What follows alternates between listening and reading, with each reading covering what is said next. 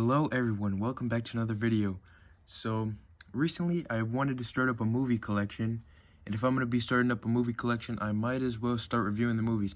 Now this is not going to be a full analysis because of course that'd probably take like 3 hours because of like the movie this is, maybe even more than that, because well, this movie is a deep dive. Like on my first watch of this movie, I could not like comprehend like the stuff that's going on in the background and stuff, but wow. I think I watched this movie in November, and just let me tell you, I enjoyed this thing, and that is why I'm going to be doing a fan film on it. I don't know yet, because we have ran into a couple of issues, but that is besides the point. This movie is just, wow, this thing is amazing. Like, at first I just started watching slashers and stuff. I don't know if this counts as a slasher, but this thing is awesome. This thing just makes you think. And you have to watch this movie many times to even, like, fully understand it. Like, you're not just going to understand on your first watch because, damn, this thing is intense. I think one of my favorite scenes from this movie is the bar scene because, damn, there's a theory going around. I'm not sure if it's actually a theory or it's true. That in the bar scene, that Jack is talking to, like, Satan, the devil. That is creepy. That is insane. Alright, here's the back of the case. The front of the case, you know, it's the iconic scene, the Here's Johnny scene. I don't really have to explain that because, come on, it's been, like, repeated so many times. Iconic scene, amazing, by the way. Here is everything on the back. Like, before I was just buying, like, DVDs instead of Blu-rays. But let me tell you, the Blu-rays are so much better quality. One of my friends got me into doing Blu-rays. One of the movies that I'm going to be, like, reviewing soon is a DVD. And I could just notice the difference, even if they're not the same movie. But, well, they got a lot of good audio, too. But, like, this movie is crazy. There's so many subtle things in the background that you don't notice on your first watch. Like, there's some weird stuff that you can, like, notice. Like, I think one of my friends brought this to my attention. There's, like, one scene on the stairwell, like, in the beginning of the film, where these people just appear out of nowhere. Like, you don't see them on the stairs, and then, wow, they just appear. Like, they're ghosts or something. I'm not sure if that's, like a plot hole or something. Like, something that got messed up or something. But I don't know. Like, an editing detail? I don't know. Maybe that could be something connected to the story, like the ghost in the hotel. But that thing was just creepy. I haven't put the DVD in yet. The first time that I ever watched this was on Amazon Prime.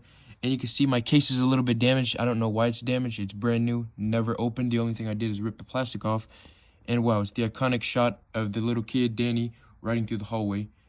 Another scene that's really creepy to me is the freaking, like, that bathtub scene. I don't like that at all. Just creepy as hell. And you know, I can't believe that I've never watched this movie before in my life until like November. Like, I've been missing out on this for whatever. I'm 16 years old and I watched this when I was like 15, so about like a couple months ago. Like, crazy. I can't believe I missed out 15 years on this freaking amazing piece of cinema. And you know, it really opened my eyes to watch more Kubrick films. Like, damn, his films are like intense. One of my, like, best friends opened my eyes to that. And yes, I'm probably going to do a review on Doctor Strangelove soon. I have not watched that yet. I'm probably going to get the DVD of it. I'm just going to get, like, a bunch of DVDs of, like, Kubrick films. I'm just going to be trying to do, like, some, not maybe deep dives, because that might be a little bit hard. I might get one of my friends to maybe help me on some deep dives if I ever do decide to do it, because my friend knows about, like, Kubrick films and stuff. Another Kubrick film that I want to watch is 2001: A Space Odyssey. Heard that one's really good, too. So we're going to be doing that maybe soon. Don't know yet. I'll ask him if he has any free time to do any of those deep dives. That would be cool. Maybe show some behind the scenes and stuff. Those would be some awesome videos. I want to start doing like more like movie related stuff instead of just doing like mask related content. I want to have like maybe a mix of stuff. Now that would be awesome. I think that would get a lot of views and that would just be very cool for my channel. Another thing that this film does well that I could applaud is the shots and the cinematography. Like, some of these shots, like, maybe, like, take for instance, like, the overhead shot. I know that was a miniature, but wow, that's a cool shot. I really like that. And, like, it's opening my eyes and stuff. Like, usually when you watch a movie, you don't really look at the camera shots, really. Like, you don't pay attention. You pay attention more to, like, the story and stuff. But now that I've seen this film, I'm going to start paying attention to those stuff, like, a lot more. Because, wow, creating a camera shot is not easy. You can't just set up a camera and, like, just expect it to be good. That's what I'm going to start doing now with my films. But, wow, this film does a lot of stuff well. And I just can't believe I missed out on it for so long.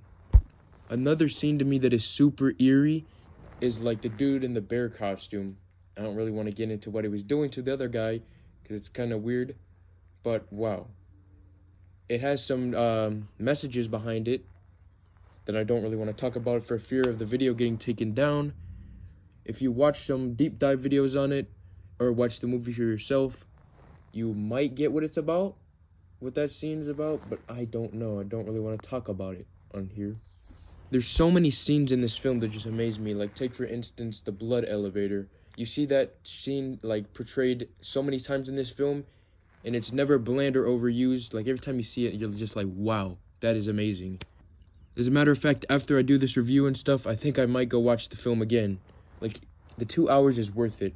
People say that 2-hour films are a little bit too long, and I think you just have a short attention span if you believe that.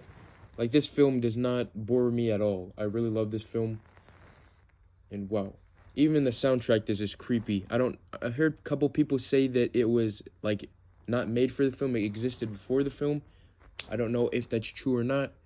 If somebody like knows if that's true or not, please tell me down in the comments below. Another thing that is really cool and just adds to the fear factor, this is gonna sound kind of stupid while you're scared of colors, but the colors of the hotel, like the gold and the red, I don't know, it just feels like something out of a dream.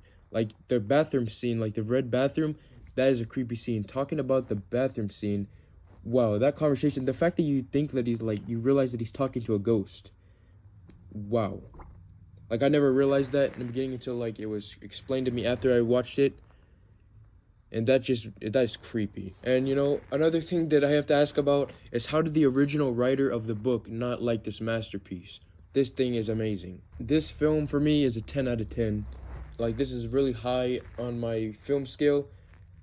Like, this is probably in my top 5 favorite films of all time. And I have a lot of favorite films, so this thing has to be that good. Another shot that I want to talk about is the final shot that you see in the film. And that is the picture scene. The black and white picture, that's a real picture from the 20s. I've never realized that before. I thought it was a pre-made picture for the film. But no, they just took a picture from the 20s and kind of just photoshopped Jack Nicholson in it. And the music, and the way they just zoom in on it, and you think about how he's just trapped in the hotel, that is eerie. Like, you cannot get better than that. There is also another theory about that final shot that says that Jack is actually trapped in hell. And something that kind of backs up this theory, not completely backs it up, is that he's doing kind of a satanic gesture by kind of raising his hand in a similar fashion to say something like this. And if he actually is trapped in hell, that just adds the fear factor, that just sets it up. And now to the one of the most iconic chase scenes of all time, the final act. This chase scene is amazing. Jason Voorhees, Michael Myers, you got nothing on Jack Nicholson. I'm sorry, those are two of my favorite slasher villains, but I'm sorry, you got nothing on him. The way he's just trying to kill his son is crazy. This hotel has drove him insane that he's trying to kill his own kid. I don't know if he's trying to hurt his son before, because there's a lot of theories that he's been doing stuff to Danny before that. I mean, it's kind of foreshadowed in the film. He injured Danny's arm.